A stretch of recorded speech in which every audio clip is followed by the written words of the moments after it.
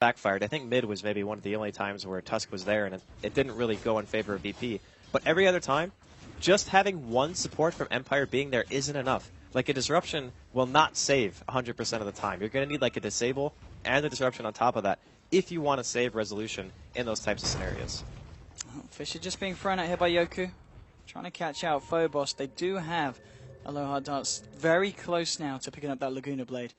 We're going to see a smoke up here from Lil and G. G has got the global silence ready and waiting once more. So should be able to catch someone out here in the jungle. They're going to see Always Want to Fly. And Lil, is he going to go for it? Ice Shards and Snowball says he will. Disruption there to dodge the stun. But there's a charge coming in also. VP may very well just continue this fight. And yeah, with Phobos closing in on Always Want to Fly. Oh, the light strike array across the trees very nicely from Aloha Dance to cancel it. And Aloha Dance saving Always Want to Fly's life there. I actually thought G would just pop the global as soon as the disruption ended, right? Because if you do that, then there's no way they can fissure from fog. There's no way a light strike array comes out, and there's potential for that charge to just go ahead and land there. Silent with a casual call down farm. But you can tell that VP... Yeah, sorry, Illidan. You can tell that VP are definitely feeling confident here. They know that they have the advantage. I mean, Yoku's still only level 4. Their supports just don't really have anything right now. Aloha Dance is actually close to 6, so once he gets that, they're going to have a decent amount of damage output. Right now, looks like they're trying to bait out Silent here in this top lane, maybe even Resolution. Try to make something happen. Phobos is going to walk into it. He's going to dispel the smoke. Always Want to Fly, setting this up with a disruption and Soul Catcher with the light strike array, but this time out comes your silence. Now it's going to be Empire on the back foot trying to get themselves out. FNG and Illidan, they're going to be able to find Always Want to Fly. Can they find anything more here? Well, Resolution turns it around, takes down FNG. And the question is, where's the fight continuing? It's in the river. That's the answer. Aloha Dance looking for the light strike. Phobos jukes it out. He's got a charge in a second. He's not even going to look to you. No, now he uses it. He wants him dead. When he will find it. Silencer there with a curse, bringing down Lina. Phobos, how much trouble is he in? Well, the answer's a lot. Slap to the face, not even needed. Resolution takes that one down. And Empire finding something in return this time. But still, the chaos certainly favouring the side of VP. And off the back of it all, you're looking at G now with a +12. G has been pretty instrumental in this early game. Like, of course, he got the first blood. He got 2 kills after that in middle lane. And every single time, like, they have a gank like that and a global silence counters a disruption into a stun combo. I mean, even though, yeah, you're investing global to that, but they always get something after. It's not like they just global and then everyone walks away, because then it would pretty much be a loss for VP. It's like we global and then we kill multiple heroes. So as long as they're getting those types of exchanges for their ultis, want to go for Illidan. Aloha Dance, he needs one creep though to get him that Laguna Blade. He's got it now. Has got the mana for it as well. But with the charge coming out to Aloha Dance, Illidan's going to want to go in on this. Phobos leading the way. It's just Silent and Aloha Dance on their own here on the top lane. Looking for the light strike, but again, VP duke it out. Laguna thrown out onto Illidan, not enough to bring him down. Silent catching out Phobos here with the Searing Chains, and now with the Fisher thrown out, can they burst him down? The Fisher actually blocking them off here. Silent hasn't got Searing Chains there for another couple of seconds, and with the 1 point of sleight of fist, the cooldown much too long for him to chase it down and catch him out. But no one to die there on the top lane, but a nice reaction really from the side of Empire, just keeping everyone alive on the top. VP continually just... They're never letting Empire breathe. Every single opportunity, as long as they have mana, they have Spirit Breaker charging somebody. They have the Tusk snowballing in. They're looking to use Global Silence every single time it's up, pretty much. And right now, G is actually closing in on the Atos. This is way before BKBs are going to come out on anyone on Empire. And this is why I actually love watching Silencer played so much by VP, is they go this item that just gives you the insane chase potential. So earlier we saw a lot of Bounty Hunter being played with Disruptor and how you can keep getting those kills because you just have the vision and you have the chase. Atos pretty much offers you that against what Empire have. The only hero who is even slightly mobile on the team is going to be Silent. And he's going to be pretty much bailing if the fight's going bad. So the rest of them, like Lina, Shadow Demon, Earthshaker, and the SF, they don't have any way of getting out. So if VP see an opportunity to fight, they're going to clean up. Empire here, find the pressure on the mid lane, should be able to claim this tier 1. Actually moving into the dire jungle as well, Silent leading the way. They're looking for a fight. They're going to find Phobos and G. G has got the Global Silence available. It's going to be a hard one to go into. There we go. Global Silence straight out. Phobos is just going to turn with the charge straight away onto the Lina. Nether Strike bringing about the disruption coming out in time, but I don't know if they can save Lina. Aloha Dance with a mech, in fact. They'll buy her some time. No one to die yet. Now Aloha Dance falls down. First casualty, double kill for Illidan. He's doing a hell of a lot in this fight. They just can't kill him. Silent's going to fall here as well. Resolution did manage to find the Tusk, but he's going to pay with his life, and it's a 4-for-1 trade for the side of VP. Again, VP just taking each and every skirmish, coming out on top. and G now plus 16. And the fact that Illidan was there for the whole duration of that, giving him a lot of gold, a lot of XP, to the point now that 16 minutes in, he's only a few hundred finishing away from finishing as SMY. In fact, that's not it coming out now on the courage. It is. Okay. Okay, so forget that. He's got it. It's all well and done. 16 minutes into the game. I really like the synergy that VP have had going for them. Like, they initiate... Maybe they thought that Global was still down. It was kind of like right on the cusp. I think it came up maybe like 2 or 3 seconds before that fight really started to kick off. And they thought that maybe they had an opportunity to go for a snipe. But a couple of seconds can mean all the difference in the world when you're talking about an ability like Global, and it managed to turn the fight yet again. The Silencer pick for me has been instrumental in Virtus Pro kind of taking all of these early game engagements. And hopefully for Empire, they can hit a good timing to where the Global's not up, and they can actually start finding some picks. Because if it continues at this rate, I mean, you said it already, Illidan and G are just getting out of hand. They certainly are. Looking at the net worth, the fact that you've got Illidan here at the top. SF Resolution still very close, but it's Silent that's falling behind a little bit. Talking about Silent, he's looking to find some farmer, but there is no global silence. So they've got to be, yeah, they're not going to be able to catch him out. He's able to remnant all the way back over. In fact, where's he gone? Where is he? There he is. There he is. Silent, back on his side of the map. Mid lane, bit of a fight going on. Illidan and G moving in onto Resolution, and with the Glaive should be able to find themselves another kill.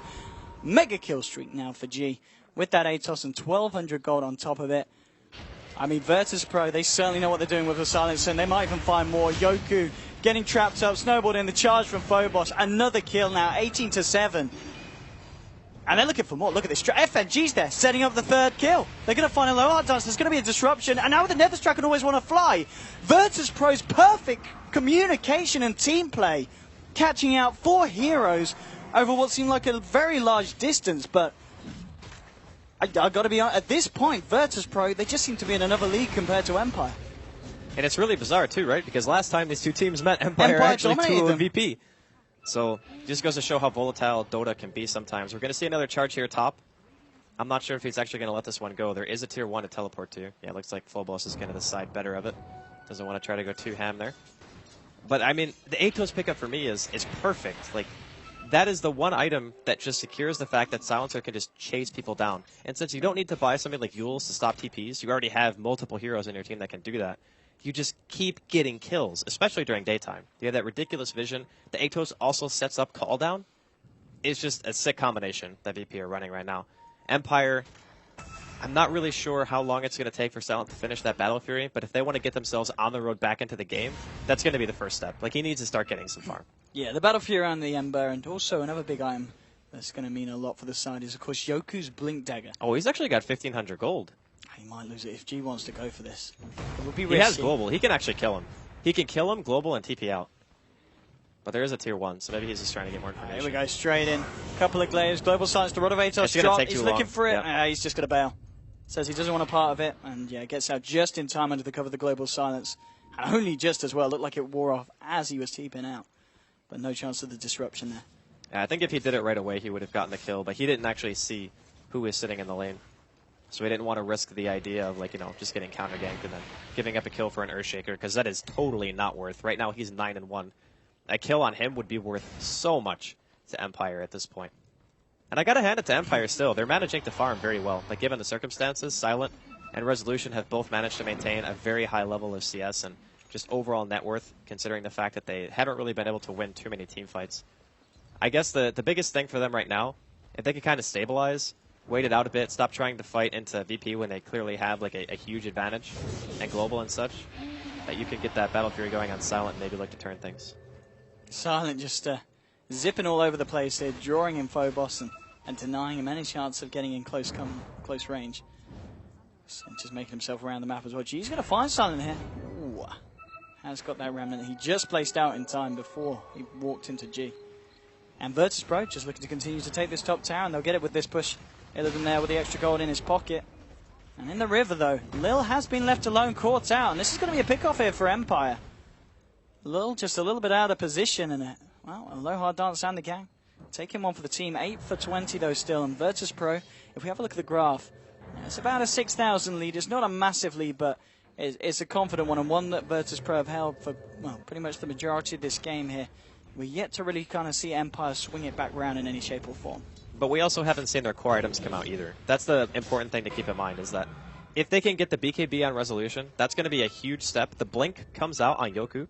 So now if they can catch out G in an Echo Slam and a good combination with like a Requiem or just any follow-up damage, really, they probably have enough damage on their team to burst him down. Although he is quite tanky right now, almost 1,900 health and 17 stick charges when he's sitting on Strength Treads. So he is pretty beefy, but I think they can kill him if they land a nice Soul Catcher and throw everything on him.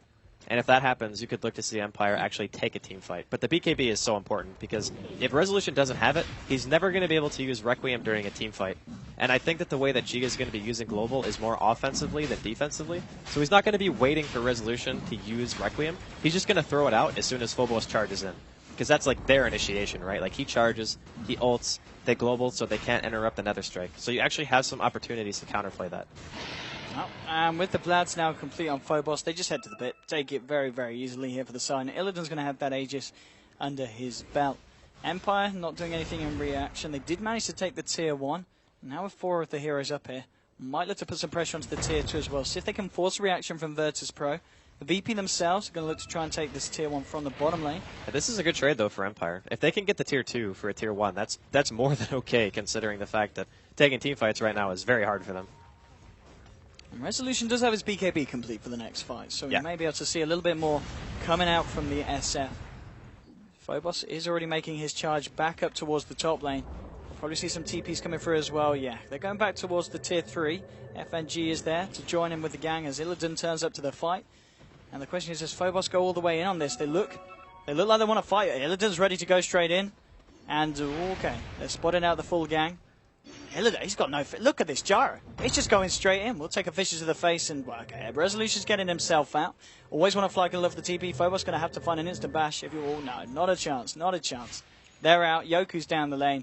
And Silent with the haste rune is going to be able to escape. And Silent, just a few hundred gold now away from that battle fury. Yeah, I think that Empire are doing the right thing now. They realize we're at a huge deficit in 5 versus 5 engagements. We cannot fight around global. We have to wait for more heroes to get BKB. Silent might be even forced to buy like Manta or BKB himself this game if he wants to remain like really safe inside of these fights. Because one silence can just mean death if you're out of position on that hero. Because Ember just has like no stacking whatsoever. He is so squishy, especially in these very high damage like AoE teamfight compositions like VP have put together right now. So I'm liking the fact that Empire is starting to split up the map. I think this is pretty much their only play, and VP's counter to this is just going to be 5-manning down a lane, pushing towers, maybe even making Empire TP back to the base by hitting the tier 3 a bit. They do have Aegis and BKB on Illidan at this point, so if they want to try to... Oh, and they have mech. So they actually just got this like is the perfect time. Super important items like at the same time with Aegis. So they could look to break high ground here. We've got to watch, of course, Yoku. With that blink and the Echo Slam Good available, Fisher. they've actually trapped in Illidan here very nicely. Resolution's going to move in, and they might be able to take him down once the mech from the low ground as Lil tops him up.